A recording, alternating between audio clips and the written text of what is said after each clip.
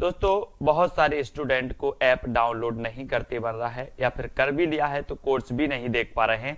तो मैं आज उनको बता दूं कि ये जो सेल्फ स्टडी क्लासेस इस प्रकार से जब आप प्ले स्टोर से करते हैं तो ये आपका वेल जो है आइकन उसमें लगा हुआ है ना। तो इस प्रकार से सेल्फ स्टडी क्लासेस आपको सर्च करना है और ऐसे आइकन में आपको ऐप मिलने वाला है। ठीक है, तो दोस्तों हम देखें कि प्ले स्टोर में आपको इस प्रकार से दिखेगा ये सेल्फ स्टडी क्लासेस। ठीक है, ये प्ले स्टोर में आपको सेल्फ स्टडी क्लासेस का ऐप दिखने वाला है।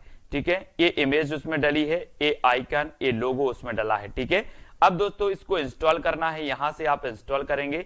ठीक है, अब इंस्टॉल करेंगे तो वहां पर आपको नंबर मांगेगा, जीमेल नंबर मांगेगा, तो आपको ओटीपी आएगा, तो आप रजिस्टर करके आगे बढ़ेंगे। तो साथियों आज का सेशन स्टार्ट हो चुका है और दोस्तों जिन भी साथियों ने अभी तक सेल्फ स्टडी क्लासेस का ऐप डाउनलोड नहीं किया है, आप सेल्फ स्टडी क्लासेस का ऐप जरूर डाउनलोड करें। दोस्तों आपको क्या करना है, प्ले स्टोर में सर्च करना है सेल्फ स्टडी क्लासेस। ठीक है, तो ये पूरा आपको लिखा मिल जाएगा और ऐप आपको डाउनलोड कर लेना। अगर दोस्तों आप हिंदी साहित्य की तैयारी कर रहे हैं, UK, LT, TGT, PGT, Punjab master cadre या फिर जूनियर टेट एग्जाम की तैयारी कर रहे हैं, तो दोस्तों ये वीडियो आपके लिए है। ये ऐप जो है सेल्फ स्टडी क्लासेस, ये आपके लिए। ठीक है, तो जिन भी साथियों ने अभी तक वीडियो को लाइक नहीं किया वो जल्दी से लाइक करें और वीडियो को दोस्तों अपने मित्रों तक शेयर जरूर करें। आज हम द्विवेदी योग को पढ़ने वाले, इसके पहले दोस्तों हमने भारतेंदु योग को पढ़ा आधुनिक काल में।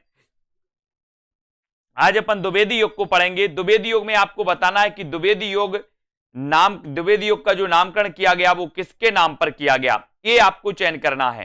ठीक है, तो सभी साथी ऐसे हैं जिन्होंने सेल्फ स्टडी क्लासेस का ऐप डाउनलोड कर लिया है, तो जल्दी जल्दी से फटाफट से उत्तर बताएंगे। द्विवेदी योग नामकरण किया है तो किसने किया है बताइए, है ना, किसके नाम पर किया गया है, ये क्वेश्चन आपको बताना है। तब आपका यहां पर बिल्कुल द्विवेदी योग नामकरण किया गया ये आपसे पूछा गया और आपने बिल्कुल सही आंसर चयन किया है कि महावीर प्रसाद द्विवेदी। महावीर प्रसाद द्विवेदी के नाम पर दोस्तों द्विवेदी योग का नाम पड़ा और महावीर प्रसाद द्विवेदी आपको पता है कि द्विवेदी योग के श्रेष्ठ दोस्तों कवि लेखक माने जाते हैं। और द्विवेदी जो महावीर प्रसाद द्विवेदी हैं ये सरस्वती पत्रिका के क्या बने थे, सरस्वती पत्रिका के दोस्तों ये संपादक बने थे। कब बने थे, 1903 में।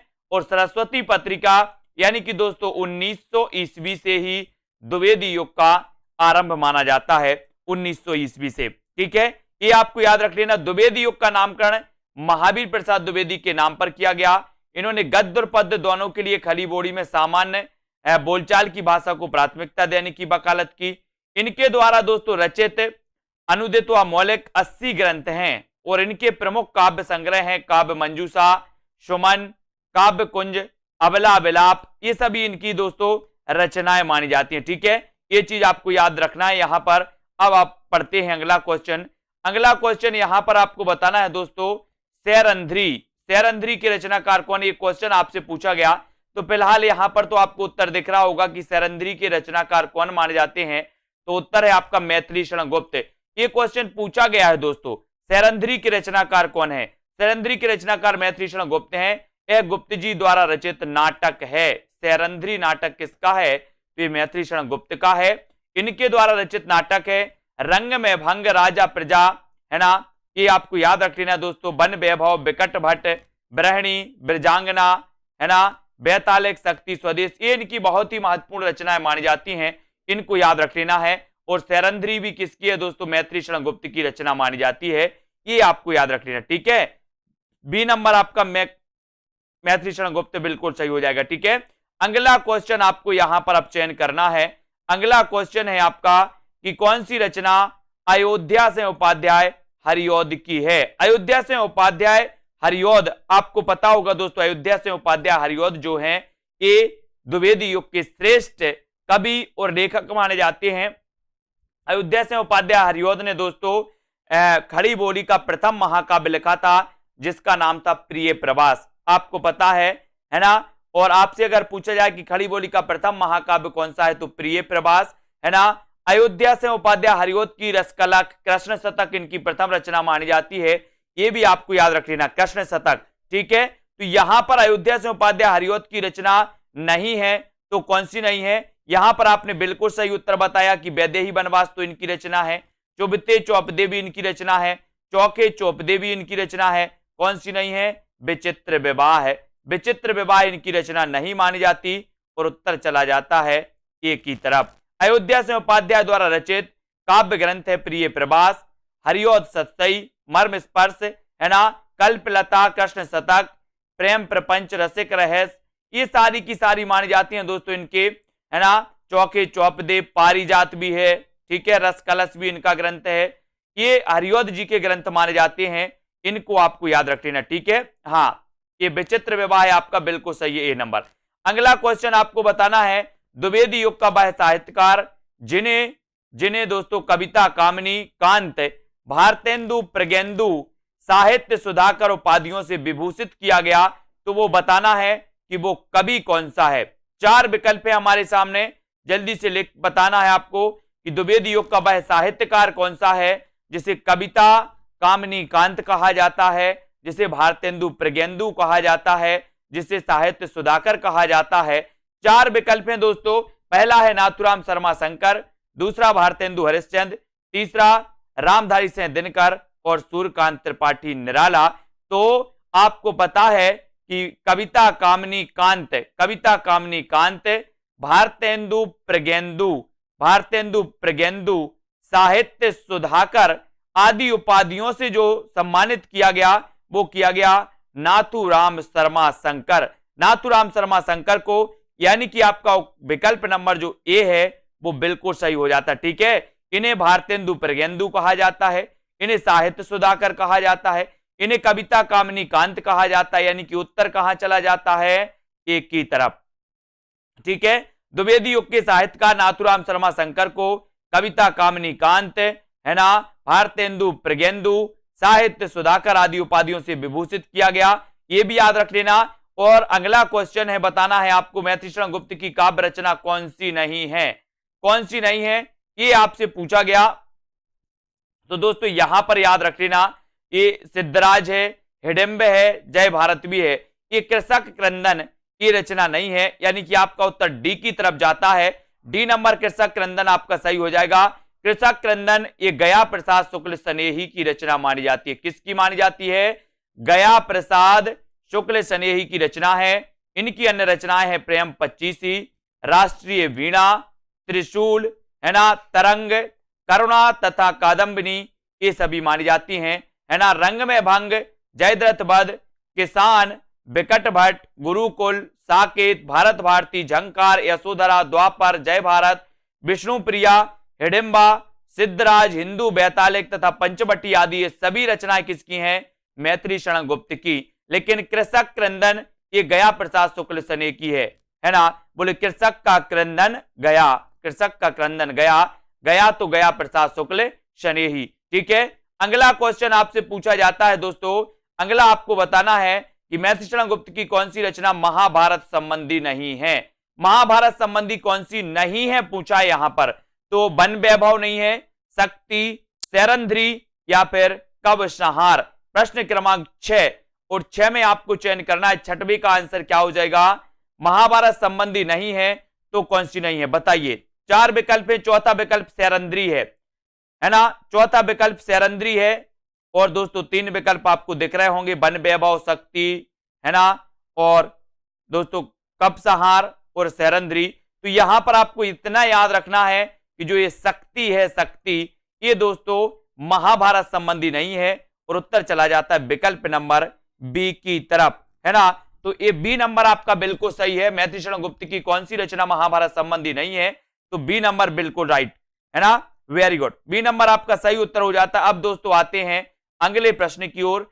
अगला प्रश्न यहां पर हम देखेंगे कि मैथिलीशरण गुप्त की शक्ति रचना महाभारत संबंधी नहीं, जबकि वन वैभव, वक संहार, सैरंध्री महाभारत संबंधी रचनाएं हैं, ये भी आपको याद रख लेना। अगला क्वेश्चन आपकी स्क्रीन पर है, हरिओदकृत काव्योपवन का प्रकाशन वर्ष क्या है? बहुत बढ़िया प्रश्न है, काव्योपवन। सुरभि जी बिल्कुल, हरिओदकृत काव्योपवन का प्रकाशन वर्ष आपको बताना है। जो भी साथी जूनियर टेट एग्जाम की तैयारी कर रहे हैं, जो भी स्थिति PGT, TGT, Punjab master cadre exam की तैयारी कर रहा है, यूकेएलटी की, वो दोस्तों ऐप डाउनलोड कर लें, प्ले स्टोर में सर्च करें सेल्फ स्टडी क्लासेस, है ना। और जिन भी साथियों को कोर्स में एडमिशन लेना है हिंदी साहित्य के दोस्तों, जूनियर टेट एग्जाम के, मास्टर कैडर एग्जाम के, तो इसकी फीस रखी है दोस्तों अभी आपको 1200 रुपए, ठीक है। तो इस फीस में आप दोस्तों एडमिशन ले सकते हैं और अपनी पढ़ाई को क्रमबद्ध कर सकते हैं। हरियोध कृत काव्योपवन का प्रकाशन वर्ष क्या है, तो उत्तर चला जाता 1909। 1909 यानी सी नंबर, है ना। काव्योपवन सी नंबर 9 आपका बिल्कुल सही हो जाएगा। हरियोध कृत काव्योपवन का प्रकाशन वर्ष 1909 ईस्वी है और हरियोध द्वारा रचित काव्य है प्रिय प्रवास, सभी को पता है। पारिजात, है ना, वैदेही वनवास, कृष्ण शतक इनकी पहली रचना है। प्रेम प्रपंच, चोखे चौपदे, चुभदे चौबदे, है ना।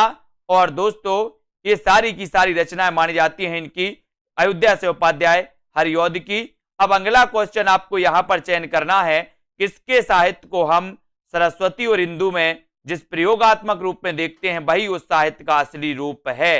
किसके साहित्य को बताइए, 8 का प्रश्न बताना है। किसके साहित्य को हम सरस्वती और इंदु में जिस प्रयोगात्मक रूप में देखते हैं वही उस साहित्य का असली रूप है।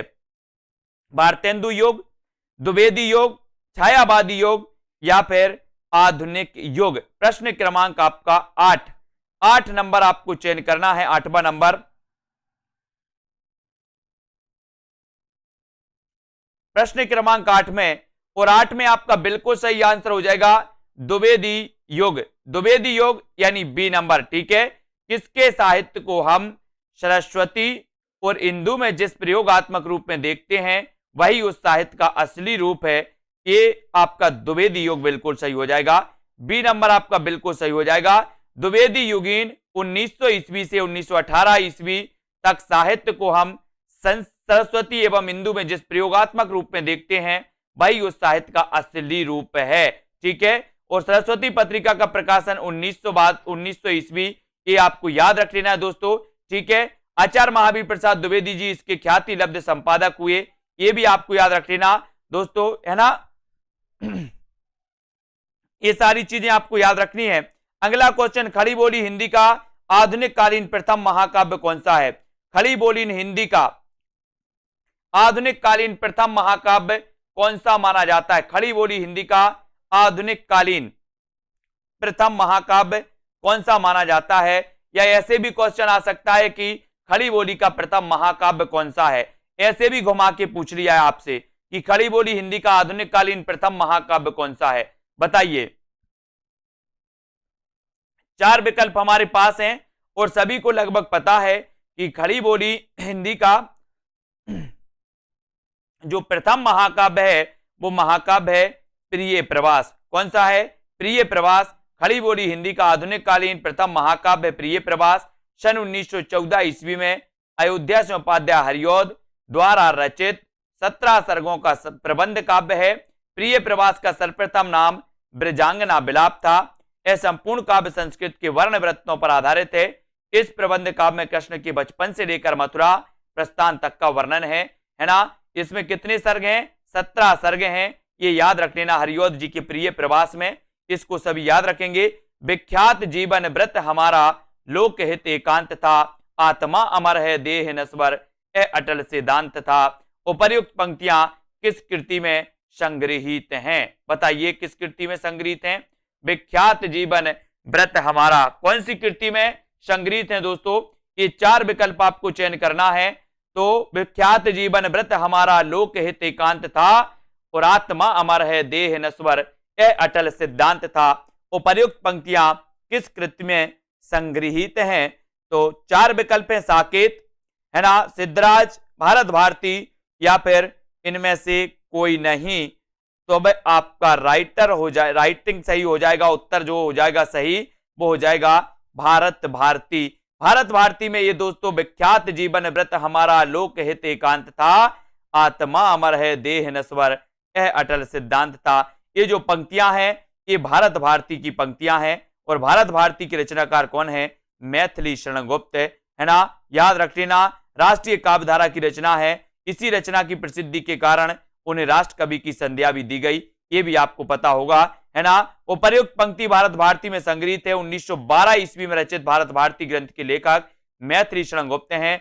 याद रख लेना, मैथिली शरण गुप्त का उपनाम कभी अगर आपसे पूछा जाए तो इनका उपनाम मधुप था। क्या नाम उपनाम था? इनका उपनाम था दोस्तों मधुप। किसका? मैथिली शरण गुप्त का।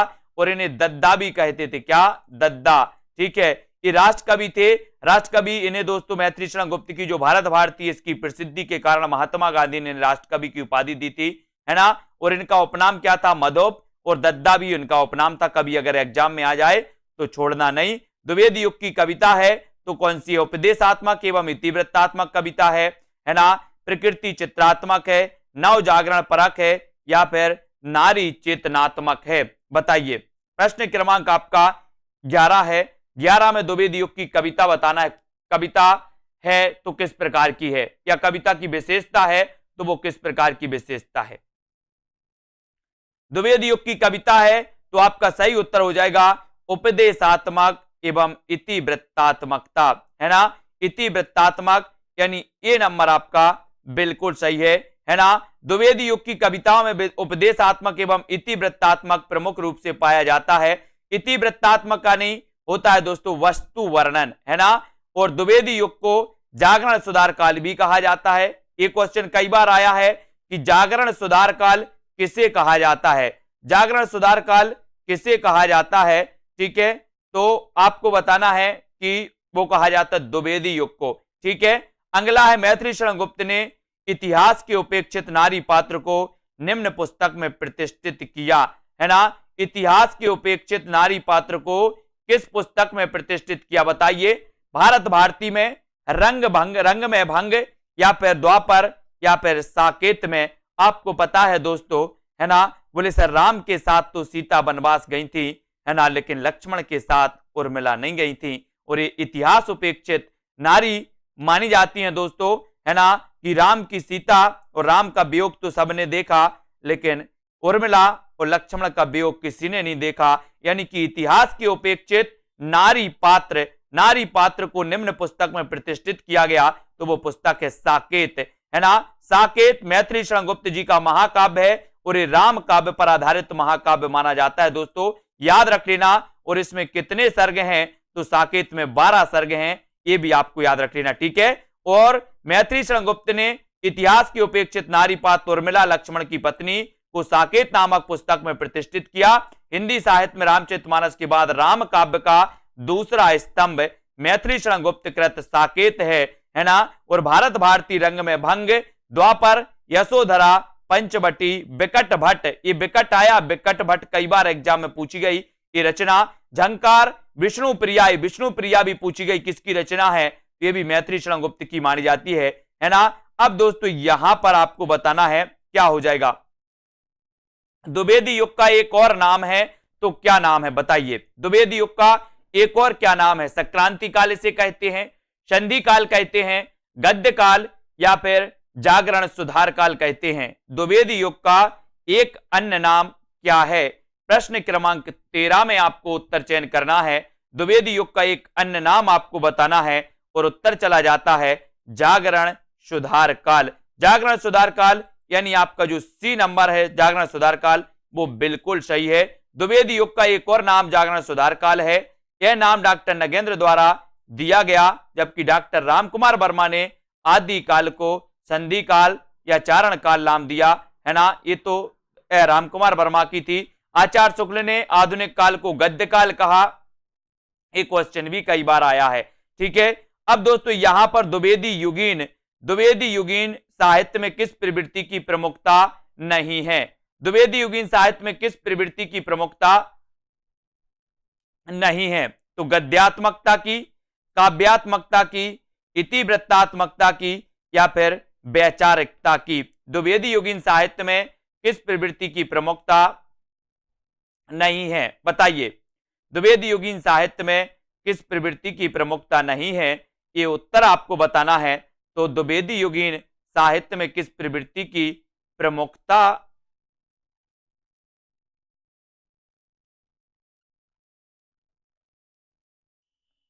तो यहां पर आपका उत्तर हो जाएगा दोस्तों काव्यात्मकता। ये बी नंबर सही हो जाएगा।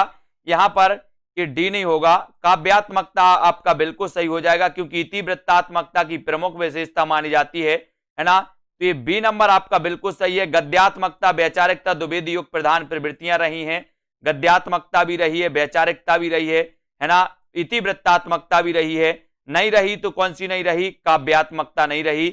और बी नंबर आपका बिल्कुल सही हो जाता है, बी नंबर। ठीक है, वी राइट आंसर हो जाएगा, काव्यात्मकता। ठीक है, राजपूतियान की कथा है तो कौन सी है? किस रचना में राजपूतियान की कथा है, ये आपको बताना है। उत्तर क्या हो जाएगा? सभी लोग बताएंगे। राजपूतियान की कथा, राजपूतियान की कथा है तो कौन सी है? सिद्धराज, रंग में भंग, पंचवटी या फिर साकेत? राजपूतियान की कथा है, आपको चयन करना है। बताइए, प्रश्न क्रमांक है आपका, है ना, यहां पर दोस्तों 15, और 15 में राजपूतियान की कथा कौन सी रही? ये 4 विकल्प में से एक विकल्प का आपको चयन करना। और आपने बिल्कुल सही आंसर बताया कि सर रंग में भंग ये राजपूतियान की कथा रही है, यानी कि बी नंबर आपका बिल्कुल सही हो जाएगा। मैथिली शरण गुप्त इसके रचनाकार हैं, रंग में भंग, है ना। अब यहां पर आते अगला क्वेश्चन अपना है, यहां पर राजपूतियान की कथा रंग में भंग, है ना, काव्य में समाहित है। रंग में भंग काव्य ग्रंथ की रचयिता मैथिली शरण गुप्त हैं, है ना। आचार्य रामचंद्र शुक्ल ने गुप्त जी को सामंजस्यवादी कवि कहा है, रामचंद्र शुक्ल ने कहा। ठीक है, और गुप्त जी ने स्वयं को कौटुंबिक कवि मात्र कहा। इन्हें भारत भारती लिखने पर महात्मा गांधी ने राष्ट्र कवि की उपाधि दी। इनके द्वारा रचित अन्य काव्य ग्रंथ हैं दोस्तों, जयद्रथ वैद्य इनकी रचना है ना। किसान इनकी रचना है, किसान, है ना, किसान भी इनकी रचना है। विकट भट्ट इनकी रचना है। यशोधरा, भारत भारती, साकेत, गुरुकुल, है ना। विष्णु प्रिया, एक कई बार पूछी गई विष्णु प्रिया की रचनाकार कौन है, तो ये भी आपको याद रख लेना। साकेत की कथा का मुख्य संबंध किसके चरित्र विकास से जुड़ा है, ये आपको चयन करना है। करिए, 4 विकल्प हैं और साकेत का मुख्य संबंध बताना है किसके चरित्र विकास से जुड़ा है। राम और सीता के, लक्ष्मण और उर्मिला के, भारत और मांडवी के, या फिर लक्ष्मण और सीता के। तो साकेत की कथा का मुख्य जो संबंध है वो किसके चरित्र से के विकास से जुड़ा है। सभी लोग लाइक जरूर कर देंगे। और जिन भी साथियों ने अभी तक self study classes app download नहीं किया है वो प्ले स्टोर में सर्च करें सेल्फ स्टडी क्लासेस, है ना, और ऐप डाउनलोड कर लें। जिन भी साथियों को एडमिशन लेना है कोर्स में हिंदी साहित्य, हिंदी व्याकरण के, जहां पर आपको टॉपिक वाइज टेस्ट भी मिलेंगे, जहां पर आपको हिंदी व्याकरण भी पढ़ाई जाएगी, जहां पर आपको हिंदी साहित्य भी, विस्तृत अध्ययन प्लस की वीडियो भी आपको पढ़ाए जाएंगे, है ना। तो साकेत की कथा का मुख्य संबंध किसके चरित्र विकास से जुड़ा है, तो वो जुड़ा है लक्ष्मण और उर्मिला, यानी कि बी नंबर आपका बिल्कुल सही है। साकेत में हम पढ़ते हैं दोस्तों कि 1931 की तो ये रचना है साकेत, है ना। साकेत गुप्त जी की सर्वश्रेष्ठ रचना है, इसे महाकाव्यों की श्रेणी में रखा गया। इसकी कथा साकेत को केंद्र बनाकर लिखी गई, है ना, और इसकी कथा वस्तु राम और सीता का ना होकर दोस्तों उर्मिला और लक्ष्मण की है। अगला क्वेश्चन है कि मैथिली शरण गुप्त द्वारा रचित जयद्रथ वध क्या है? महाकाव्य है, खंड काव्य है, प्रबंध काव्य है, या फिर इनमें से कोई नहीं, ये आपको बताना है। प्रश्न क्रमांक 17 का आंसर आपको चयन करना है। 17 का आंसर क्या हो जाएगा? और यहां पर मैथिली शरण गुप्त द्वारा रचित जयद्रथ वध ये क्या है? ये कह दे, ये बोलो खंड काव्य है। क्या है? खंड काव्य। ये दोस्तों प्रबंध काव्य के 2 भेद होते हैं। प्रबंध काव्य के एक भेद होता है महाकाव्य, एक होता है खंड काव्य। यहां खंड काव्य दिया है, हम खंड काव्य ही लगाएंगे, ठीक है, सी नंबर लगाएंगे, सी नंबर खंड काव्य है, ठीक है। मैथिली शरण गुप्त द्वारा रचित जयद्रथ वध एक खंड काव्य है। किसी महाकाव्य के आंशिक रूप का अनुसरण करने वाली विधा दोस्तों क्या कहलाती है? एक खंड काव्य कहलाती है, ठीक है, इसको याद रखेंगे। मैथिली शरण गुप्त द्वारा रचित जयद्रथ वध में महाभारत के अर्जुन द्वारा जयद्रथ के वध किए जाने की घटना का इसमें वर्णन किया गया है ना। अब अगला क्वेश्चन आपको यहां पर बताना है कि दिवस का अवसान समीपता, गगनता कुछ लोहित हो चला, है ना, तरु शिखा पर थी अब गरजती कमलिनी, कुल कब वल्लभ की प्रभा। ये कई बार पूछा गया दोस्तों, दिवस का अवसान समीपता। ये दिवस का अवसान समीपता, ये पंक्ति आपको बताना है कि ये पंक्ति किससे है दोस्तों? आंसू से है, परिवर्तन से, किसान से, या प्रिय प्रवास से। यानी कि किस रचना से लिया गया है? बताइए, ये पंक्ति किस रचना से ली गई है, ये बताना है।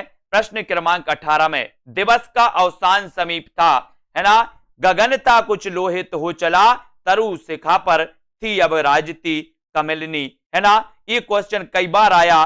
और दिवस का अवसान समीप था, बोले किसके दिवस का? बोले प्रिय प्रभास, प्रिय के प्रभास का दिवस का अवसान समीप था। याद रख लेना, प्रिय प्रभास आपका सही होगा। प्रिय प्रभास खड़ी बोली का प्रथम महाकाव्य, है ना। इसमें 17 सर्ग हैं प्रिय प्रभास में, ये भी याद रख लेना।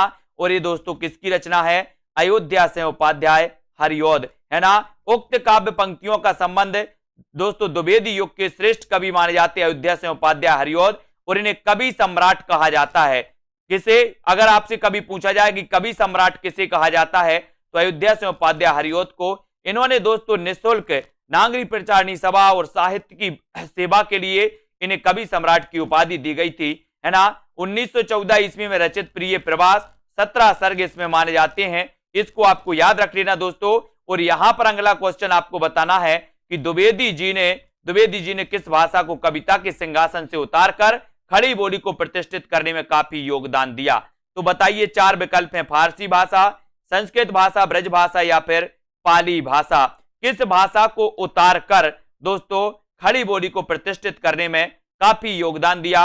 वो ऐसे दोस्तों कवि कौन थे, ऐसे लेखक कौन थे? तो वो लेखक कौन थे दोस्तों, ये भी आपको पता है कि वो महावीर प्रसाद द्विवेदी थे। लेकिन किस भाषा को उतारा था इन्होंने? तो ब्रज भाषा को दोस्तों सिंहासन से उतारकर, कविता के सिंहासन से उतारकर खड़ी बोली को प्रतिष्ठित करने वाले जो आचार्य थे वो द्विवेदी, है ना, आचार्य महावीर प्रसाद द्विवेदी थे। तो ये आपको याद रख लेना है कि द्विवेदी जी ने ब्रज भाषा को कविता के सिंहासन से उतारकर खड़ी बोली को प्रतिष्ठित करने में काफी योगदान दिया। Fort William college Bharatendu Harishchandra तथा समकालीन साहित्यकारों के अतिरिक्त प्रयास से भारतेंदु युग तक खड़ी बोली गद्य, है ना, में प्रतिष्ठित हो गई थी दोस्तों। ये भी आपको याद रख लेना, ठीक है। अगले क्वेश्चन की ओर बढ़ेंगे। भाषा के रूप में स्थापित हो चुकी थी परंतु कविता की भाषा अब भी ब्रज भाषा ही बनी रही, है ना।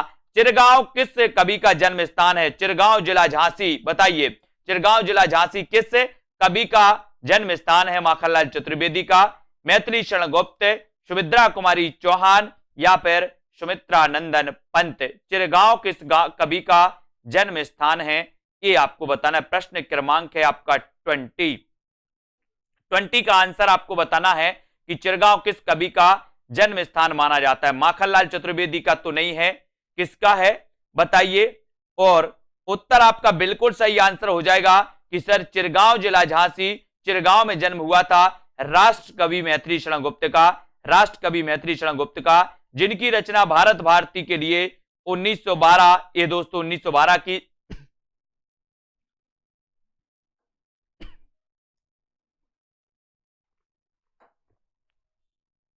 इसको याद रख लेना।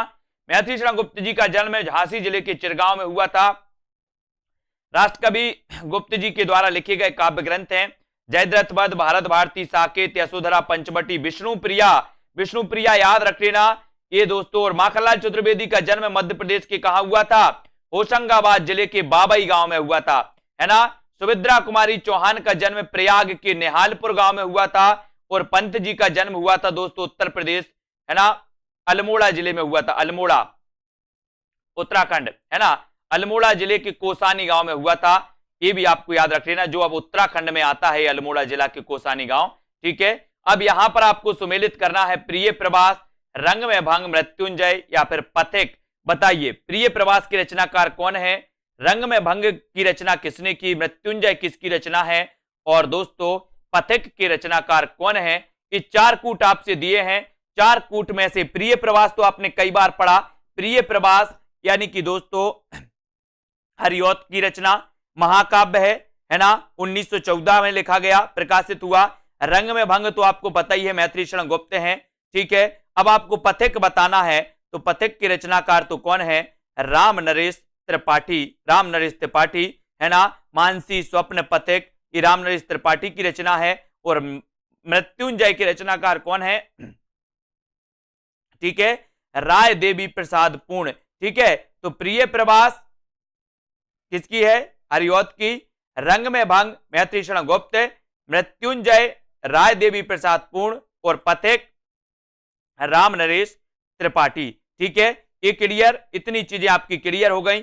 अगला क्वेश्चन है प्रिय प्रवास, हरिओत जी की रचना है। हरिओत जी की अन्य रचनाएं चुभते चौपदे, चौखे चौपदे, वैदेही बनवास, है ना।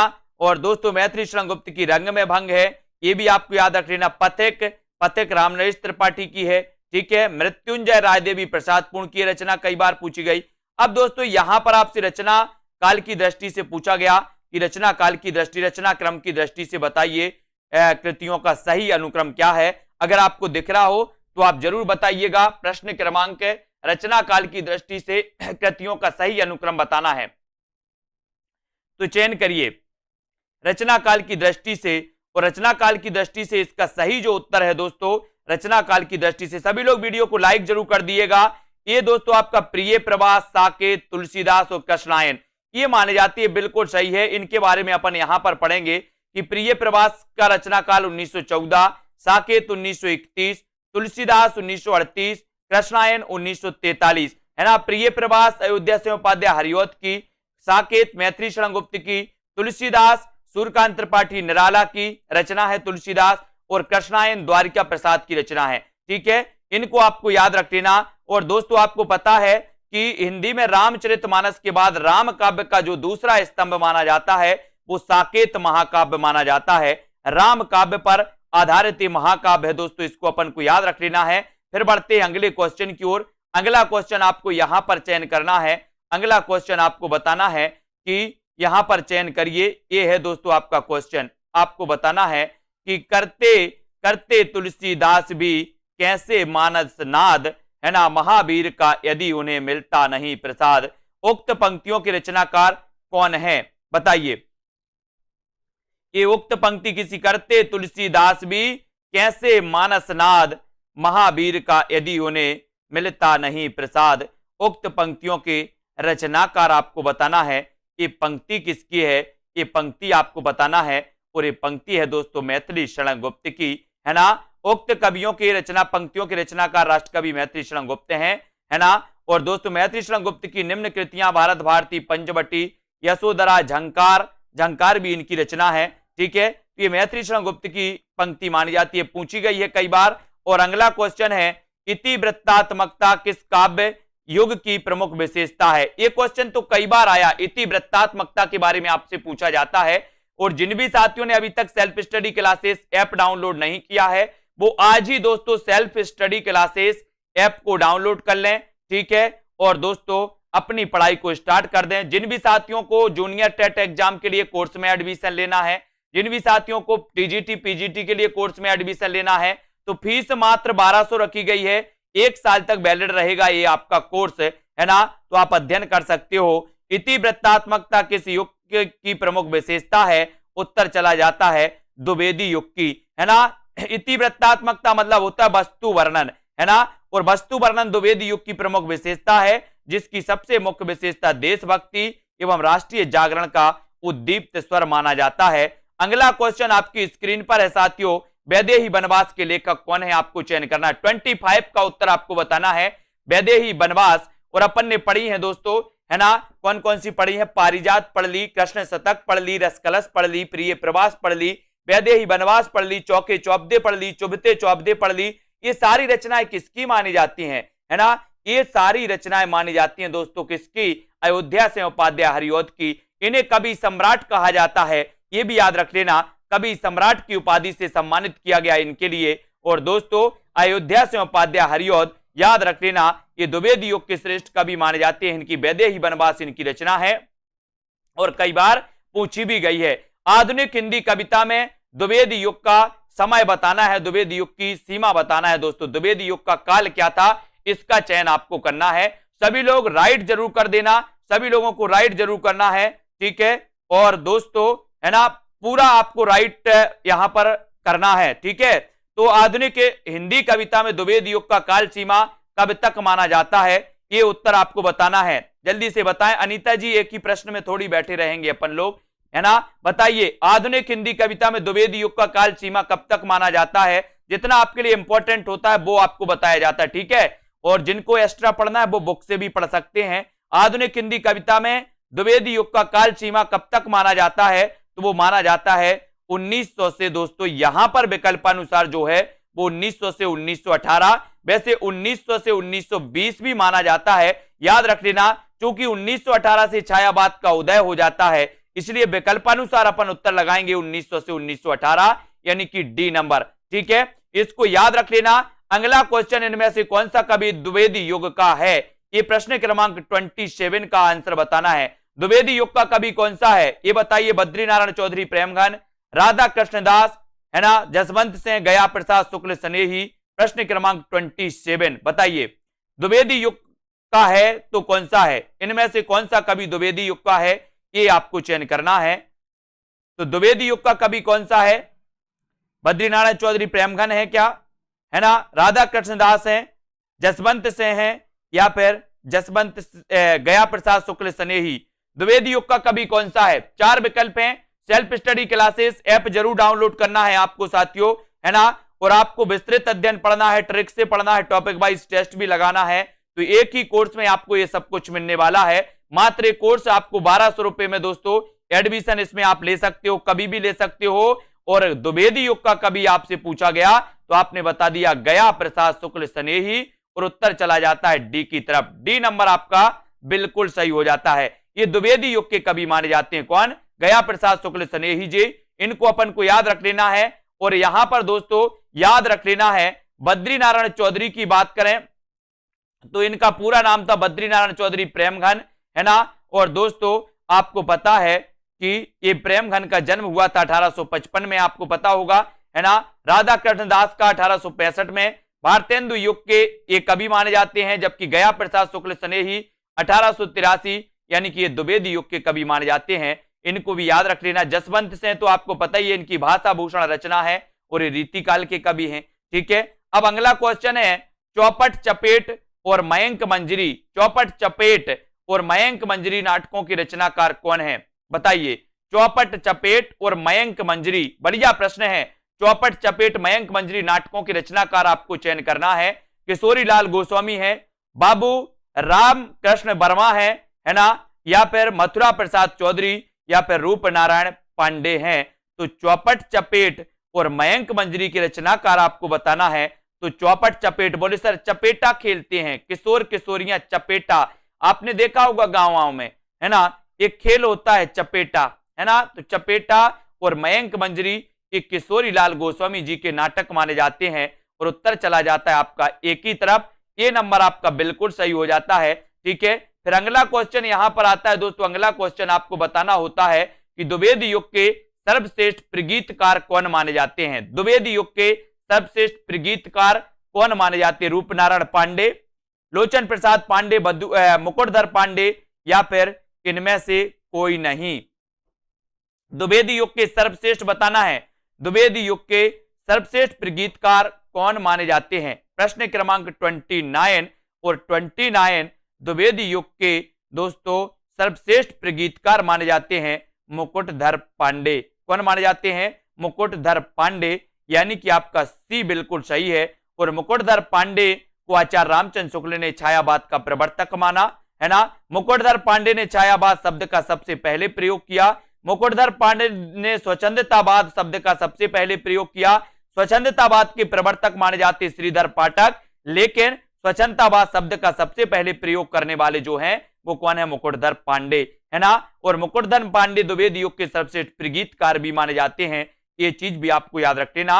और हिंदी साहित्य में द्विवेदी युग के सर्वश्रेष्ठ प्रगीतकार मुकुटधर पांडे माने जाते हैं। एक अर्थों में इन्हें छायावाद का जनक भी कहा जाता है। कानन कुसुम एवं पूजा के फूल इनकी प्रसिद्ध कृतियां हैं। रस कलश किसकी रचना है, ये उत्तर आपको बताना है दोस्तों, यानी कि रस कलश के रचनाकार कौन है, ये आपको चयन करना है। प्रश्न क्रमांक 30 का आंसर श्रीधर पाठक, अयोध्या से उपाध्याय हरिऔध, गया प्रसाद शुक्ल स्नेही, या फिर मैत्री शरण गुप्त। रस कलश किसकी रचना है, ये सभी लोग आंसर बताना है। कुरैशी जी बताइए, रस कलश के रचनाकार कौन है। आपको पता है कि कृष्ण शतक दोस्तों, कृष्ण शतक अयोध्या से उपाध्याय हरिऔध की पहली रचना मानी जाती, कौन सी, कृष्ण शतक। और ये जो रस कलश है ये भी रचना किसकी है, अयोध्या से उपाध्याय हरिऔध की।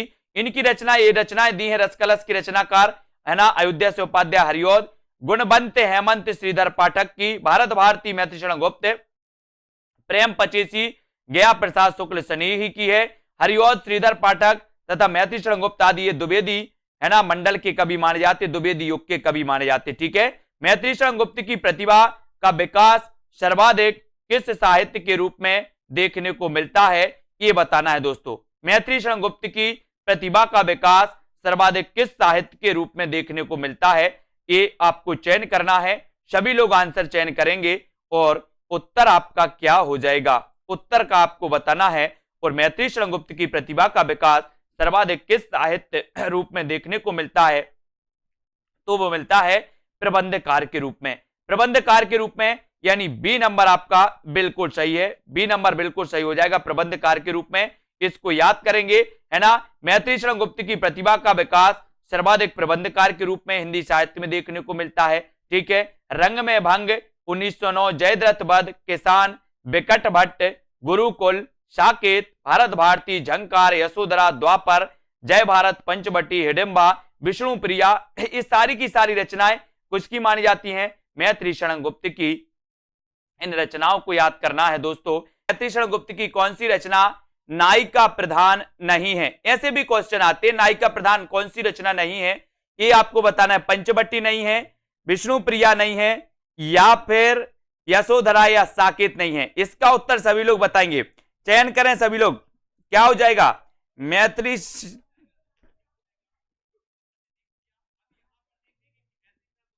शरण गुप्त की कौन सी रचना आपको बताना है, कौन सी रचना नायिका प्रधान नहीं है, ये रचना आपको चयन करना है।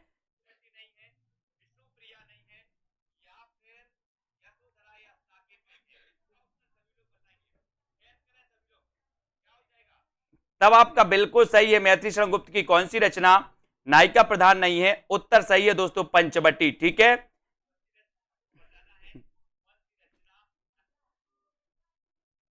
पंचवटी 1925, साकेत 1931, यशोधरा 1932, है ना।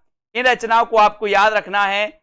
और ये जो रचना है दोस्तों मैथिली शरण गुप्त की, जो पंचवटी रचना है, ये पंचवटी रचना क्या नहीं मानी जाती, नायिका प्रधान नहीं है, यानी कि आपका उत्तर बी नंबर बिल्कुल सही है। बी नंबर आपको चयन करना है यहां पर। ठीक है, बी नंबर, ये नायिका प्रधान नहीं मानी जाती, ये आपको याद रख लेना। यशोधरा आपको पता है दोस्तों, यशोधरा में महात्मा गौतम बुद्ध की पत्नी यशोधरा का वर्णन है, ये भी पता है। ठीक है, इनका दोस्तों खंड काव्य माना जाता है यशोधरा। ठीक है, बहुत बढ़िया। अब यहां पर अगला क्वेश्चन आपको चयन करना है कि मैथिली शरण गुप्त की निम्नलिखित काव्य कृतियों का सही अनुक्रम क्या है। गुप्त जी के बारे में सभी को बताना है, सभी लोग बताएंगे।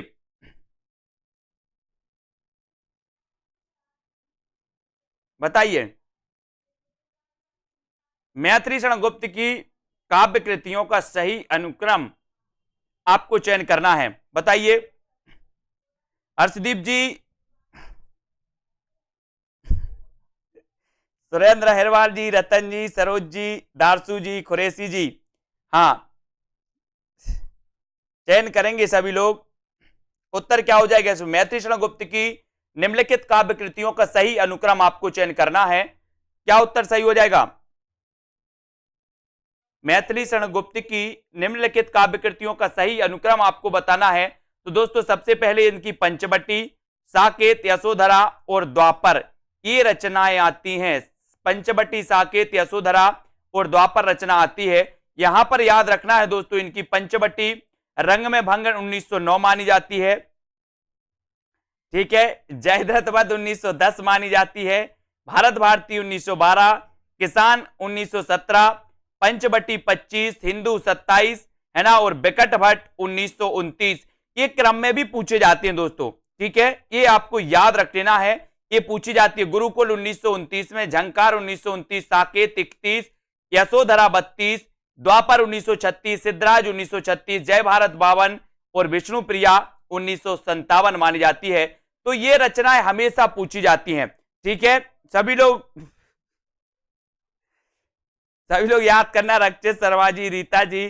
ठीक है, अब यहां पर आपको बताना है रंग में भंग नामक काव्य कृति के रचयिता कौन माने जाते हैं। प्रश्न क्रमांक 34, रंग में भंग बताना है। बताइए, जल्दी से लिखना है, कुछ नहीं हुआ है। मीनाक्षी जी, रतन जी, रंग में भंग नामक काव्य कृति के रचयिता बताना है। 1 इंच मुस्कान, है ना, मन्नू भंडारी और राजेंद्र यादव की 1 इंच मुस्कान मानी जाती है।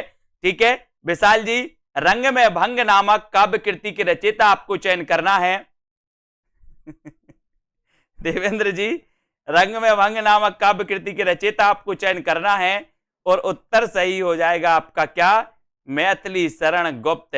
मैथिली शरण गुप्त, यानी कि सी नंबर सभी लोगों को पता है, रंग में भंग आपका बिल्कुल सही आंसर हो जाएगा। ठीक है, इस सी नंबर आपका बिल्कुल सही हो जाएगा।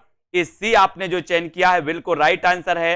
रंग में भंग नामक कृति राजपूतानी आनबान। ऐसा भी क्वेश्चन कई बार आता है दोस्तों कि निम्न में से बताइए कि राजपूतानी आनबान की कथा पर आधारित कौन सी रचना है, तो वो है दोस्तों इनकी रंग में भंग।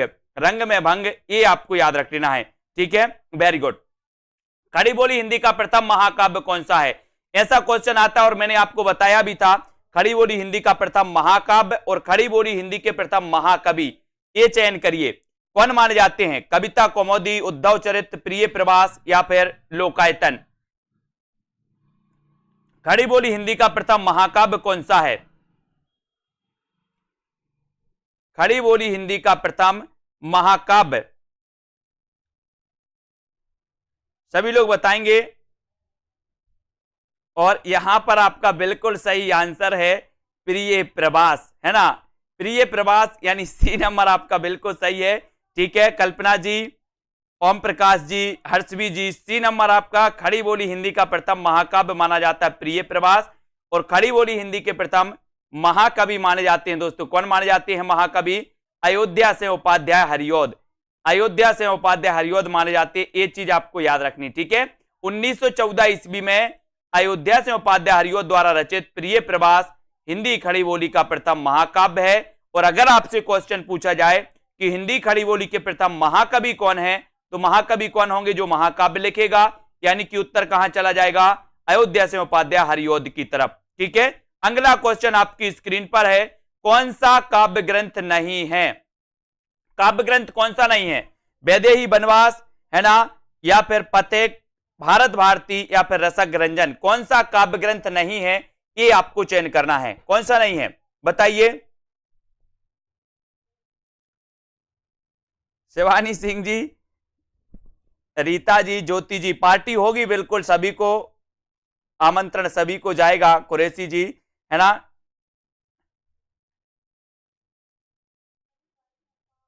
बहुत बढ़िया।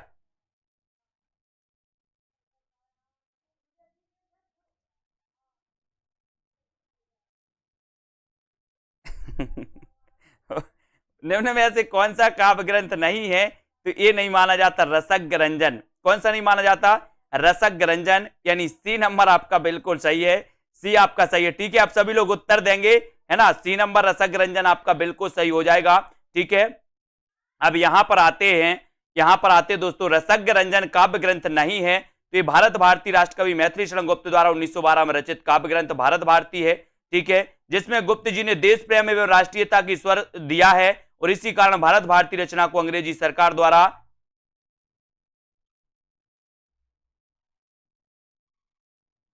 ठीक है जब्त कर लिया गया था। और दोस्तों, राम कथा पर आधारित काव्य ग्रंथ है, ये कौन सा, वैदेही वनवास और पथिक रामनरेश त्रिपाठी की एक काव्य कृति है। इनको आपको याद रख लेना।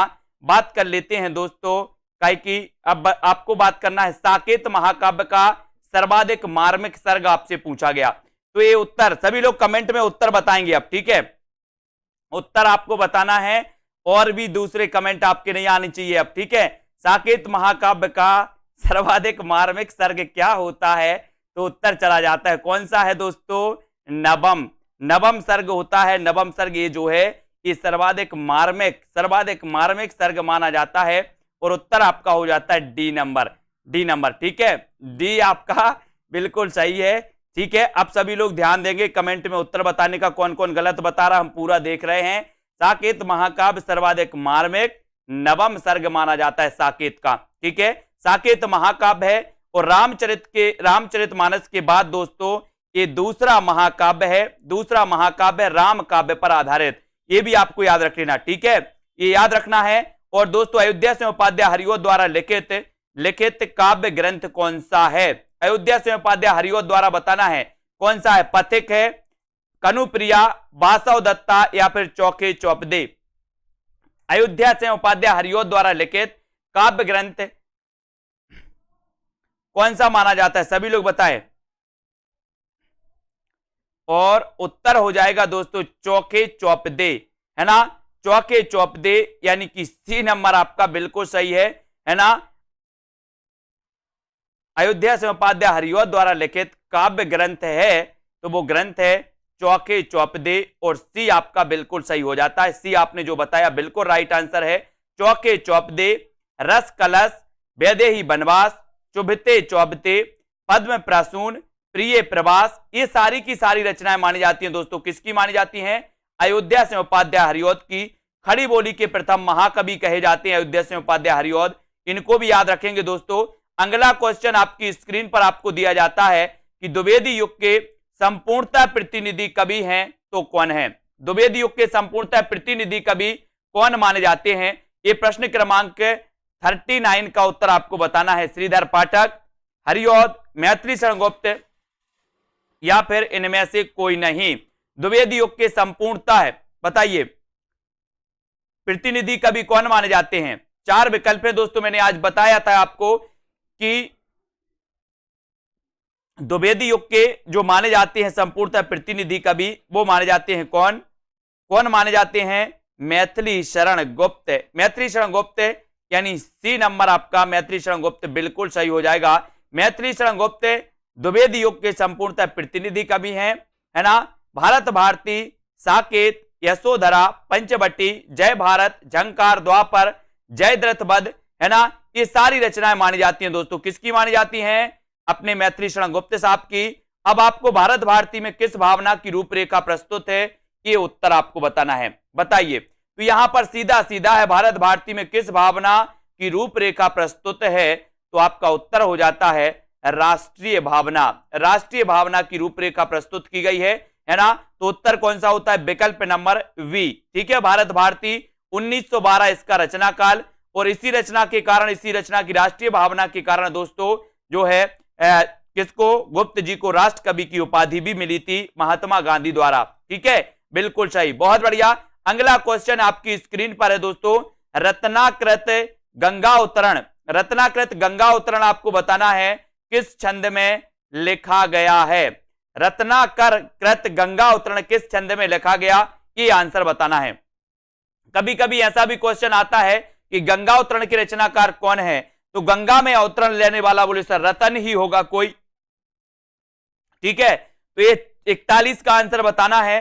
सभी लोग लाइक जरूर कर देना, और जिन भी साथियों को एडमिशन लेना है दोस्तों कोर्स में, वो एडमिशन लें, है ना। सेल्फ स्टडी क्लासेस आपको क्या करना है? प्ले स्टोर में सर्च करना है सेल्फ स्टडी क्लासेस, है ना, और दोस्तों लग जाना है अपनी पढ़ाई में। ऐप को डाउनलोड करिए, कोर्स में एडमिशन लेना है तो कोर्स में एडमिशन लीजिए, ठीक है, और अपनी तैयारी व्यवस्थित करिए, पढ़ाई करिए, जूनियर टेट वाले हों, है ना, या फिर दोस्तों अपने टीजीटी, पीजीटी, यूकेएलटी वाले या मास्टर कैडर वाले हों सभी। तो ये गंगा उतरण किस छंद में लिखा गया, ये आपसे पूछा गया, तो आपने लगाया है रोला। रोला यानी सी नंबर आपका बिल्कुल सही है। द्विवेदी युग के ब्रज भाषा के कवि जगन्नाथ दास रत्नाकर ने गंगा उतरण नामक काव्य ग्रंथ की रचना की, और ये किस छंद में की? रोला छंद में, ठीक है। इसके प्रत्येक चरण में 24 मात्राएं होती हैं, है ना, रोला में, ठीक है। अगला क्वेश्चन है, भक्ति काल में गृहस्थ जीवन का जैसा सुंदर चित्रण सूरदास में मिलता है, वैसा ही आधुनिक काल के किस कवि में यह मिलता है? बताइए किस कवि में मिलता है आधुनिक काल के? भक्ति काल में गृहस्थ जीवन का जैसा सुंदर चित्रण सूरदास में मिलता है, वैसा ही आधुनिक काल के किस कवि में यह मिलता है? ये आपको बताना है। 42 का आंसर बताना है, ठीक है। प्रयोगवाद के पूरे वीडियो आएंगे। सेकंड बैच का जो टेस्ट है प्रयोगवाद के आपको पूरे वीडियो पढ़ना है। 17 तारीख को सेकंड बैच का टेस्ट होगा, है ना। और भक्ति काल में गृहस्थ जीवन का जैसा सुंदर चित्रण सूरदास में मिलता है, वैसा ही आधुनिक काल के किस कवि में मिलता है? तो वो कवि है दोस्तों कौन? मैथिली शरण गुप्त, है ना। मैथिली शरण गुप्त, यानी कि उत्तर चला जाता है डी की ओर, ठीक है। द्विवेदी युगीन जो मैथिली शरण गुप्त जी हैं दोस्तों, है ना, इनकी रचनाओं में भी भक्त सूरदास की भांति ग्रस्त जीवन का सुंदर वर्णन मिलता है। इसको आपको याद रख लेना है ना। ये सारी की सारी रचनाएं तो आपको पता ही है दोस्तों मैथिली शरण गुप्त जी की। अगला क्वेश्चन आपकी स्क्रीन पर दिया गया है, आपको बताना है कि हिंदी भाषा के मानकीकरण की दृष्टि से कौन सा युग सर्वाधिक महत्वपूर्ण युग था। कौन सा युग था जो सबसे महत्वपूर्ण था हिंदी भाषा के मानकीकरण।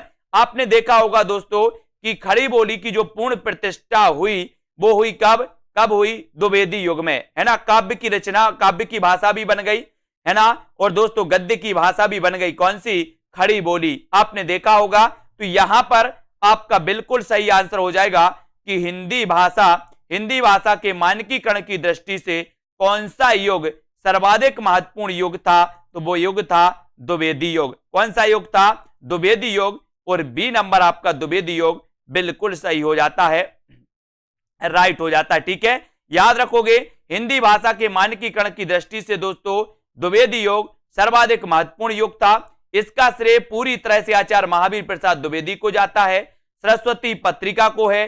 द्विवेदी जी वर्तनी, शुद्धता, उचित शब्दों, ब्राह्म चिन्हों के प्रयोग इत्यादि पर विशेष जोर दिया करते थे। ठीक है, और भारतेंदु युग को नव जागरण युग के नाम से जाना जाता है, ये आपको पता है दोस्तों। गद्य का विकास काल माना जाता है, प्राय सभी आधुनिक गद्य विधाओं का विकास इसी काल में हुआ था दोस्तों, ये आपको याद रख लेना भारतेंदु युग में। और हिंदी कविता में मुक्तक छंद का प्रवेश छायावाद की प्रमुख देन है, मुक्तक छंद का। ठीक है, और परंपरा में दोस्तों हटकर नए भावबोधों का प्रकाशन प्रगतिवाद की प्रमुख उपलब्धि है, ये तो आपको पता ही है मुक्त छंद का। ठीक है, किसान की रचनाकार कौन है? किसान, बताइए किसान की रचनाकार कौन है? 44 का उत्तर सभी लोग लाइक करेंगे। जो भी हमारे साथी हैं दोस्तों, यूपी टेट का भी नोटिफिकेशन आ गया, आप बढ़िया तैयार करिए, है ना। यूपी टेट में जो हिंदी पूछी जाती है, हिंदी की रचनाएं पूछी जाती हैं, उन रचनाओं को मैंने बहुत अच्छे से याद करवाया है, आप लोग पढ़ते रहिए। उन रचनाओं में दोस्तों किसान की रचनाकार आपको बताना है, तो किसान के रचनाकार माने जाते हैं कौन? बोले सर किसान मैथी बोता है। क्या बोता है गीतिका जी? मैथी बोता है, मैथी, है ना। तो मैथी से बनेगा मैथिली शरण गुप्त। किसान की रचनाकार हैं मैथिली शरण गुप्त, क्योंकि किसान मैथी बोता है तो मैथिली शरण गुप्त, यानी ये नंबर आपका बिल्कुल सही हो जाएगा। ये आपका सही है। रंग किसान, रंग में भंग, जयद्रथ वध, विकट भट्ट, है ना, पिलासी का युद्ध, गुरुकुल, साकेत, पंचवटी, सिद्धराज, ठीक है, यशोधरा, ये सारी रचनाएं मानी जाती हैं दोस्तों किसकी? मैथिली शरण गुप्त की। और ये द्विवेदी युग के कवि माने जाते हैं गुप्त जी। राष्ट्र कवि भी इन्हें कहा गया, और राष्ट्र कवि इन्हें दोस्तों इनकी प्रसिद्ध रचना 1912 में जो प्रकाशित हुई थी वो रचना, ठीक है, उसके कारण दोस्तों इन्हें प्रसिद्धि के कारण इन्हें राष्ट्र कवि की उपाधि दी थी। किसने दी थी राष्ट्र कवि की उपाधि? वो दी थी महात्मा गांधी जी ने। ठीक है, साकेत में कितने सर्ग हैं? बढ़िया प्रश्न है। साकेत दोस्तों 1931 का इसका रचना काल है ना। साकेत में बताना है इसका नवम सर्ग बड़ा मार्मिक सर्ग माना जाता है। उर्मिला और लक्ष्मण से संबंधित दोस्तों ये बहुत ही मार्मिक सर्ग है, इसको भी आपको याद रख लेना है। अब आपको बताना है, उत्तर बताना है कल्पना जी कि साकेत में कितने सर्ग हैं, ये उत्तर आपको चयन करना है। चयन करिए सभी लोग, साकेत में कितने सर्ग हैं ये आपको बताना है। 4 विकल्प हैं, 15, 11, 7 या फिर 12। तो आपको पता है कि सर अगर साकेत में पूछे हैं तो साकेत में 12 सर्ग हैं, अगर कामायनी में पूछा जाता तो 15 सर्ग हैं, अगर प्रिय प्रवास में पूछा जाता तो 17 सर्ग हैं, है ना, और रामचरितमानस में पूछा जाता तो 7 सर्ग हैं, है ना। ये हमेशा पूछे जाते हैं। कामायनी में 15 सर्ग, साकेत में 12 सर्ग, प्रिय प्रवास में 17 सर्ग, है ना, और रामचरितमानस में 7 सर्ग। ये क्वेश्चन आते हैं, हमेशा इनके लिए तैयार रहना है। और दोस्तों अगला क्वेश्चन है आपका कि खड़ी बोली का प्रथम महाकाव्य कौन सा है? बढ़िया प्रश्न है। अगर आपसे कभी महाकवि भी मैंने आपको बताया कि कभी खड़ी बोली का प्रथम महाकवि अगर पूछा जाए तो महाकवि के लिए भी रीनू जी, आकाश जी, विजय जी तैयार रहना है। और खड़ी बोली का प्रथम महाकाव्य कौन सा है ऐसा पूछा गया। जिन भी साथियों को दोस्तों एडमिशन लेना हिंदी साहित्य में आप ले सकते हो। मस्ती से पढ़ाएंगे, मजेदार तरीके से पढ़ाएंगे, कभी आपको नहीं लगेगा कि हम पढ़ाई कर रहे हैं। हंसते हंसते, है ना, और मुस्कुराते मुस्कुराते आपको बहुत सारी चीजें याद हो जाएंगी। आपको खुद पता नहीं चलेगा कि हिंदी साहित्य हो कितना याद गया है ना। खड़ी बोली का प्रथम महाकाव्य प्रिय प्रभास। प्रिय प्रभास बी नंबर। यहां तो केवल अपन प्रैक्टिस से पढ़ते हैं दोस्तों, टेस्ट लगाते हैं, पुस्तक से पढ़ते हैं, है ना। बाकी आपको बहुत अच्छे तरीके से पढ़ाया जाता है दोस्तों। कहां पर? ऐप में। विस्तृत भी पढ़ाया जाता है, ट्रिक से भी पढ़ाया जाता है, सारी चीजें। प्रिय प्रभास को खड़ी बोली का प्रथम महाकाव्य माना जाता। इसके रचयिता हरिऔध, हरिऔध माने जाते हैं, है ना। ये भी याद रख लेना। साकेत महाकाव्य दोस्तों मैथिली शरण गुप्त का है। कामायनी महाकाव्य जयशंकर प्रसाद का है। और लोकायतन महाकाव्य के रचयिता भी कौन है?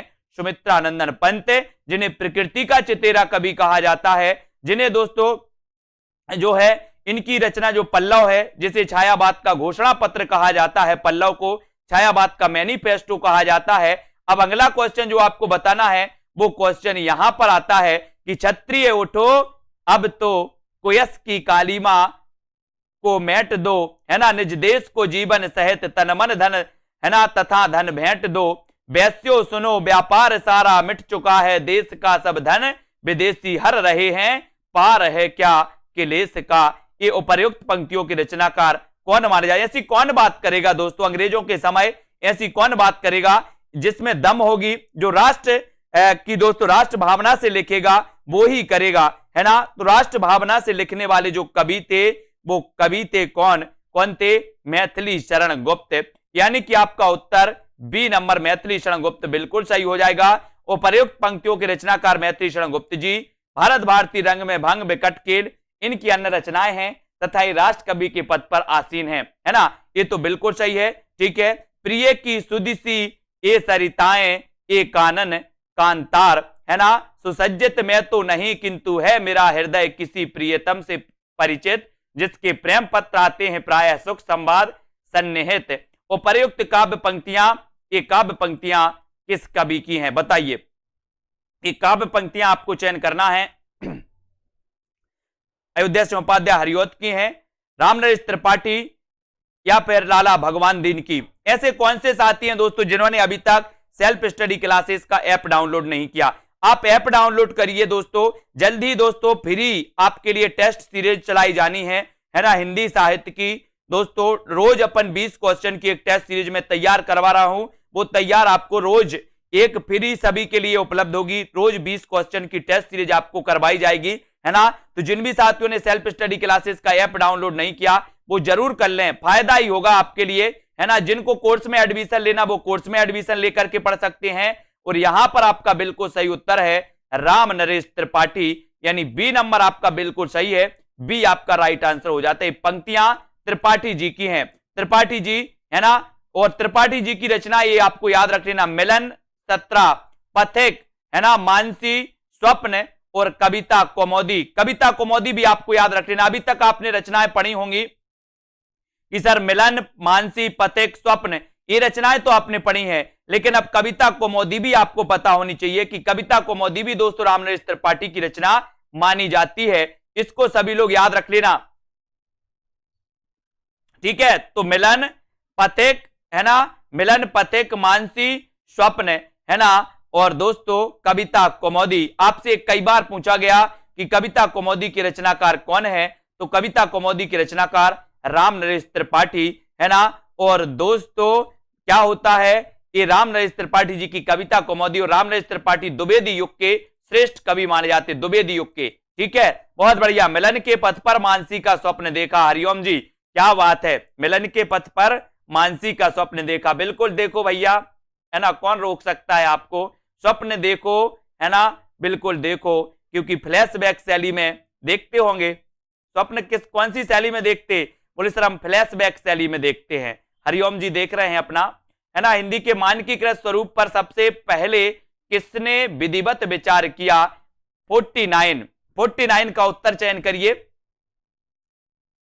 बताइए। हिंदी के मानकीकृत स्वरूप पर सबसे पहले किसने विधिवत विचार किया था, ये बताना है। मानकीकृत के लिए बताना है और उत्तर क्या हो जाता है, उत्तर बताना है। और उत्तर का बिल्कुल सही उत्तर हो जाएगा कि दोस्तों हिंदी के मानकीकृत स्वरूप पर सबसे पहले किसने विधिवत विचार किया था, तो वो किया था आचार्य महावीर प्रसाद द्विवेदी ने। इन्होंने हिंदी के मानकीकृत पर दोस्तों विचार किया था, यानी कि ए नंबर आपका बिल्कुल सही हो जाएगा। ठीक है, ए नंबर राइट आंसर हो जाएगा। सभी लोग वीडियो को लाइक जरूर कर देना साथियों, जो भी हमारे साथियों है ना हिंदी साहित्य से संबंधित हैं। हिंदी के मानकीकृत स्वरूप पर सबसे पहले आचार्य महावीर प्रसाद द्विवेदी ने विधिवत विचार किया और आचार्य द्विवेदी जी ने सरस्वती पत्रिका के संपादन करते हुए हिंदी के मानक रूप तथा लेखन में एक रूपता की बात की थी। एक क्वेश्चन आपके लिए जल्दी से बताना है आपको कि सरस्वती पत्रिका के संस्थापक कौन थे, बताइए। चार विकल्प नहीं दिए जाएंगे आज आपको ही उत्तर बताना है। सरस्वती पत्रिका के संस्थापक कौन थे? थोड़ा सा आपसे कर लें, डिस्कशन कर लें, आज बहुत हो गया, आप लोगों ने बहुत हंसा है और हंसवाया भी बहुत है, तो बताइए क्या हो जाएगा राइट आंसर। सरस्वती पत्रिका के संस्थापक कौन थे? संस्थापक बताना है। सरस्वती पत्रिका के बारे में बात हो जाए, सबसे पहले ये दोस्तों काशी से प्रकाशित होती थी, बाद में ये प्रयाग से, है ना, बाद में ये प्रयाग से प्रकाशित हुई। ठीक है, ये भी याद रख लेना। तो सरस्वती पत्रिका के संस्थापक कौन थे, ये उत्तर आपको चयन करना है। तो कौन बता रहा है? सबसे पहले चिंतामणि घोष, है ना, बहुत बढ़िया, चिंतामणि घोष आपका बिल्कुल सही है। चिंतामणि घोष इसके इसके संस्थापक माने जाते हैं। अब आपको दूसरा क्वेश्चन दिया जाता है कि दोस्तों सरस्वती पत्रिका के प्रथम संपादक कौन थे? देखो कुछ लोग महावीर प्रसाद द्विवेदी लगाए जा रहे हैं। भैया क्वेश्चन समझना है, इसलिए तो मैं बोलता हूं कि क्वेश्चन में कंफ्यूज है बहुत सारे लोगों में, है ना। हमने पूछा संस्थापक कौन थे, तो आपका उत्तर होना चाहिए चिंतामणि घोष संस्थापक थे। अब आपसे पूछा कि प्रथम संपादक कौन थे, प्रथम संपादक कौन थे, तो आपका उत्तर क्या होना चाहिए, है ना।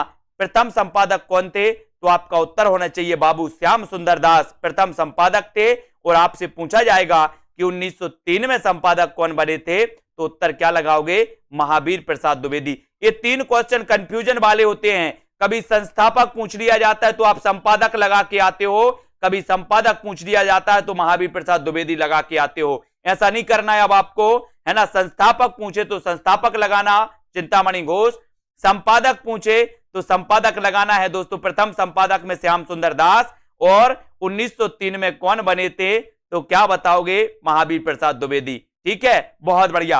अब यहां पर दोस्तों आती है एक पंक्ति और आपसे पूछी जाती है कि अधिकार खोकर बैठे रहना यह महादुष्कर्म है, न्यायार्थ अपने बंधु को भी दंड देना धर्म है।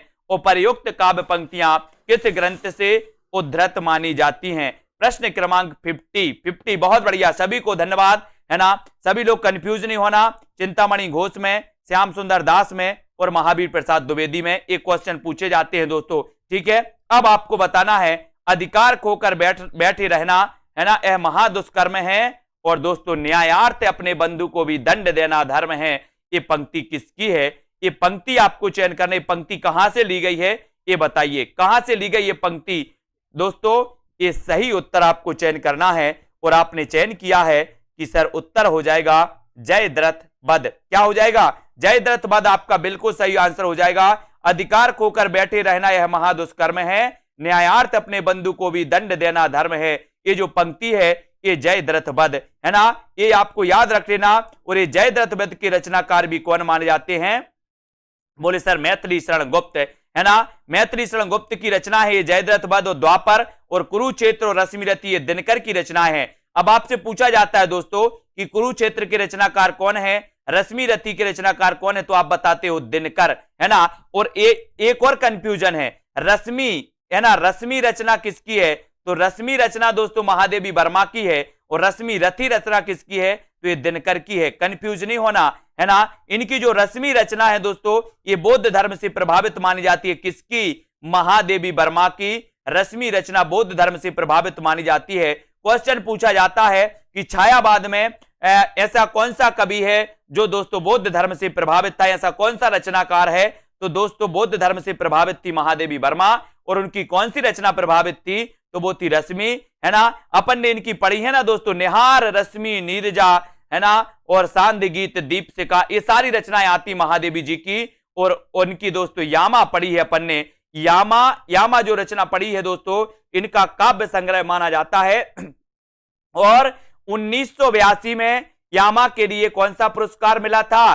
बोले सर एकमात्र महिला एकमात्र लेखिका जिन्हें कि दोस्तों किसी पुस्तक के लिए, किसी रचना के लिए ज्ञानपीठ पुरस्कार मिला था, तो वो लेखिका थी कौन सी थी? महादेवी वर्मा। कभी आपसे क्वेश्चन बनेगा कि हिंदी साहित्य में एकमात्र लेखिका जिन्हें कि किसी रचना के लिए ज्ञानपीठ पुरस्कार मिला, तो वो एकमात्र लेखिका थी महादेवी वर्मा, जिन्हें यामा के लिए मिला था 1982 में। सबसे पहले 1968 में मिला किसे?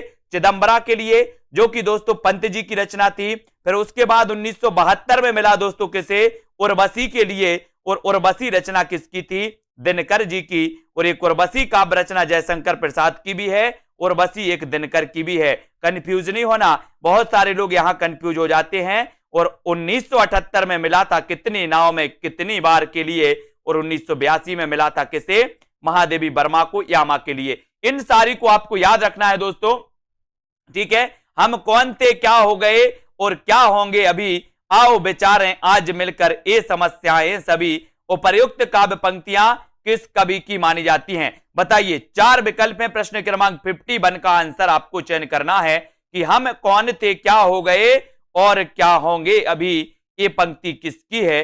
ये पंक्ति सभी लोग बताना है और उत्तर क्या हो जाएगा। ये पंक्ति कहां से ली गई दोस्तों? और ये पंक्ति आपने बहुत बढ़िया तरीके से बताया है कि सर ये जो पंक्ति है, ये पंक्ति मैथिली शरण गुप्त की है। यानी कि बी नंबर आपका मैथिली शरण गुप्त बिल्कुल सही आंसर है। जिन भी साथियों ने बताया उनका आंसर बिल्कुल सही है ना। बी नंबर आपका राइट आंसर। हम कौन थे, ये समस्याएं, है ना, सभी बाग की पंक्तियां मानी जाती हैं दोस्तों गुप्त जी की। और प्रकाशन काल की दृष्टि से मैथिली शरण गुप्त के काव्य ग्रंथों का सही अनुक्रम आपको बताना है। बताइए। प्रश्न क्रमांक 4, और 4 में आपको पता है, 4 में बताना है दोस्तों आंसर क्या हो जाएगा। मैथिली शरण गुप्त के काव्य ग्रंथों का सही अनुक्रम चयन करना है। जो भी हमारे साथी जूनियर टेट एग्जाम की तैयारी कर रहे हैं, मैं एक लास्ट में बहुत अच्छी टिप्स भी दूंगा, है ना। पढ़िए और निरंतर अध्ययन करिए। ये क्लास रोज अपनी 9 बजे होती है दोस्तों, हिंदी साहित्य की, कंटिन्यू 1 साल से चल रही है और 1 साल तक आगे तक चलती रहेगी, ठीक है। पढ़ते रहिए। जिन भी साथियों को कोर्स में एडमिशन लेना, कोर्स में एडमिशन लीजिए। मात्र 1200 रुपए कोर्स की प्राइस अपन ने रखी है, जो दोस्तों सभी के लिए ज्यादा नहीं है ना, क्योंकि 3-3, 4-4 हजार आपको हिंदी साहित्य में लग रहे हैं। लेकिन दोस्तों ये अपना क्या चलता है यहाँ पर, बोले सर सुदामा पांडे का प्रजातंत्र चलता है, ठीक है। तो 1200 रुपए में आप दोस्तों आज ही एडमिशन लें और बढ़िया तरीके से अपनी पढ़ाई चालू कर दें, जहां पर आपको टेस्ट भी, व्याकरण भी, है ना, ट्रिक भी, विस्तृत अध्ययन भी, सब कुछ, ठीक है। प्रकाशन काल की दृष्टि से मैथिली शरण गुप्त के काव्य ग्रंथों का सही अनुक्रम क्या है? तो अनुक्रम है जयद्रथ वध, पंचवटी, यशोधरा और विष्णुप्रिया। ये इनकी दोस्तों क्रम माने जाते हैं। जयद्रथ वध 10, पंचवटी 25, यशोधरा 32, है ना, और विष्णुप्रिया 57, ये माने जाते हैं। तो इनके लिए तो बोले सर हम तैयार थे पहले से, है ना। तो ये याद रख लेना दोस्तों। कभी कभी जयद्रथ वध की रचनाकार कौन है? तो मैथिली शरण गुप्त। पंचवटी की रचनाकार कौन है? मैथिली शरण गुप्त। यशोधरा किसकी रचना है? तो यशोधरा ये खंड काव्य माना जाता है, इसको भी याद रख लेना है, ठीक है। अब यहां पर याद रखेंगे कि विष्णुप्रिया की रचनाकार कौन है? तो विष्णुप्रिया याद रख लेना। कई बार दोस्तों कंफ्यूज होते लोग, बोले सर रसिक प्रिया केशव दास, है ना, रसिक प्रिया केशव दास। और दोस्तों विष्णुप्रिया ये दोस्तों मैथिली शरण गुप्त की कवि प्रिया की रचनाकार भी कौन माने जाते हैं? केशव दास, ठीक है। बहुत बढ़िया तरीके से दोस्तों आज अपने पढ़ा, है ना। अब आपके लिए थोड़े से कुछ मैं पूछ लेता हूं। आज अपन ने द्विवेदी युग के बारे में पढ़ दिया है। द्विवेदी युग के कुछ और प्रश्न हैं जिनके बारे में अपन यहां पर चर्चा करेंगे, है ना, कि द्विवेद खड़ी बोली का पहला महाकाव्य कौन सा है? तो ये तो आपको पता ही है, प्रिय प्रवास है, सभी को पता है, ठीक है। मैथिली शरण गुप्त के दोस्तों रचनाओं में इनकी रचनाएं दोस्तों ली जाती हैं कि चुभते चौबते हैं इनकी, पद्म प्रसून है, चौके चौपदे। एक क्वेश्चन आपके लिए है, आपको बताना है कि अयोध्या से उपाध्याय हरिऔध की प्रथम रचना कौन सी थी? अयोध्या से उपाध्याय हरिऔध की प्रथम रचना कौन सी थी? जल्दी से बताइए। ये महाकवि कहे जाते हैं, खड़ी बोली के प्रथम महाकवि। चयन करिए और कमेंट में लिखिए फटाक से। देखते हैं सबसे पहले कौन उत्तर बताता है। अयोध्या से उपाध्याय हरिऔध की प्रथम रचना कौन सी थी? कमेंट में लिखना है। भारत भारती तो सभी को पता है, लेकिन हरिऔध के बारे में आपको बताना है कि कौन सी रचना प्रथम थी। प्रथम कौन सी थी ये बताइए। और प्रथम रचना के बारे में पूछा गया तो प्रथम रचना कौन सी थी हरिऔध जी की? बताइए। मंजू यादव जी, रविंद्र जी, करम संधू जी, रश्मि सिंह जी बताइए, सुनील शर्मा, सीता देवी जी, बहुत बढ़िया आंसर आया है। कुछ लोग रस कलश बता रहे हैं, रस कलश नहीं बताना है, अपन को बताना है दोस्तों अयोध्या से उपाध्याय हरिऔध की जो रचना थी वो रचना कौन सी थी? कृष्ण शतक। कौन सी रचना थी? कृष्ण शतक। इसको याद रखेंगे, कृष्ण शतक रचना थी दोस्तों किसकी? अयोध्या से उपाध्याय हरिऔध की, और ये प्रथम रचना मानी जाती है इनकी, ये आपको याद रख लेना है। ठीक है, बहुत बढ़िया, सभी लोगों ने राइट आंसर बताया है। रस कलश नहीं थी इनकी पहली, इनकी पहली थी कृष्ण शतक। याद रख लेना, कंफ्यूज नहीं होना, कृष्ण शतक इनकी प्रथम रचना थी हरिऔध जी की। इन्हें कवि सम्राट भी कहा जाता है। इन्हें क्या कहा जाता है? कवि सम्राट। कवि सम्राट की उपाधि दी गई थी दोस्तों नागरी प्रचारणी सभा द्वारा, है ना, किसे? अयोध्या से उपाध्याय हरिऔध को। याद रख लेना हरिऔध जी के बारे में। और दिवस का अवसान समीपता, गगन था कुछ लोहित हो चला, किस कवि की पंक्तियां हैं? बताइए, दिवस का अवसान समीपता, गगन था कुछ लोहित हो चला, किस कवि की पंक्तियां हैं? ये आपको चयन करना है। कल सुबह 9:30 बजे पूरा द्विवेदी युग की एक पूरी क्लास आएगी दोस्तों, सुबह 9:30 बजे मैराथन क्लास आएगी, है ना, उसको भी आप देखें। पूरा द्विवेदी योग के लिए आपको प्रेषित किया जाएगा, एक बार में द्विवेदी योग को कंप्लीट करिएगा। ठीक है, जितने भी महत्वपूर्ण प्रश्न होते हैं सुबह 9:30 बजे जो क्लास आती है उसके दौरान। ठीक है, तो दिवस का अवसान समीपता, गगनता कुछ लोहित हो चला, ये पंक्तियां पूछी जाती हैं। तो बोले सर ये पंक्तियां तो हैं हरिऔध की। किसकी हैं? हरिऔध, अयोध्या से उपाध्याय हरिऔध की है। दिवस का अवसान समीपता, गगनता कुछ लोहित हो चला, ये पंक्ति हरिऔध की है, और उत्तर हो जाता है ए नंबर। ठीक है, ये जिन्होंने बताया खड़ी बोली का प्रथम महाकाव्य। लेकिन दोस्तों इस प्रिय प्रवास के लिए रामचंद्र शुक्ल ने महाकाव्य नहीं माना, है ना, ये प्रिय प्रवास खड़ी बोली का प्रथम महाकाव्य। लेकिन अगर कभी आपसे पूछा जाए कि ये दोस्तों रामचंद्र शुक्ल ने इसे महाकाव्य नहीं माना, सभी लोग लाइक जरूर करेंगे। और दोस्तों ऐप जरूर डाउनलोड कर लें, सेल्फ स्टडी क्लासेस। ठीक है, आपको क्या करना है? आपको दोस्तों क्या करना है? प्ले स्टोर में सर्च कर लेना है सेल्फ स्टडी क्लासेस। ठीक है, तो आप सेल्फ स्टडी क्लासेस अगर डाउनलोड कर लेते हो तो दोस्तों आपके लिए कोर्स भी लॉन्च किया गया हिंदी साहित्य का, बहुत ही अच्छा, सबसे अच्छा कोर्स अभी तक आपको कहीं नहीं मिलेगा। ऐसा कोर्स दोस्तों सब तरीके से आपके लिए बहुत अच्छा रहेगा। दोस्तों बहुत सारे स्टूडेंट को ऐप डाउनलोड नहीं करते बन रहा है, या फिर कर भी लिया है तो कोर्स भी नहीं देख पा रहे हैं। तो मैं आज उनको बता दूं कि ये जो सेल्फ स्टडी क्लासेस इस प्रकार से जब आप प्ले स्टोर से करते हैं तो ये आपका वेल जो है आइकन उसमें लगा हुआ है ना, तो इस प्रकार से सेल्फ स्टडी क्लासेस आपको सर्च करना है और ऐसे आइकन में आपको ऐप मिलने वाला है। ठीक है, तो दोस्तों हम देखें कि प्ले स्टोर में आपको इस प्रकार से दिखेगा ये सेल्फ स्टडी क्लासेस। ठीक है, ये प्ले स्टोर में आपको सेल्फ स्टडी क्लासेस का ऐप दिखने वाला है। ठीक है, ये इमेज उसमें डली है, ये आइकन, ये लोगो उसमें डला है। ठीक है, अब दोस्तों इसको इंस्टॉल करना है, यहां से आप इंस्टॉल करेंगे। ठीक है, अब इंस्टॉल करेंगे तो वहां पर आपको नंबर मांगेगा, जीमेल नंबर मांगेगा, तो आपको ओटीपी आएगा, तो आप रजिस्टर करके आगे बढ़ेंगे।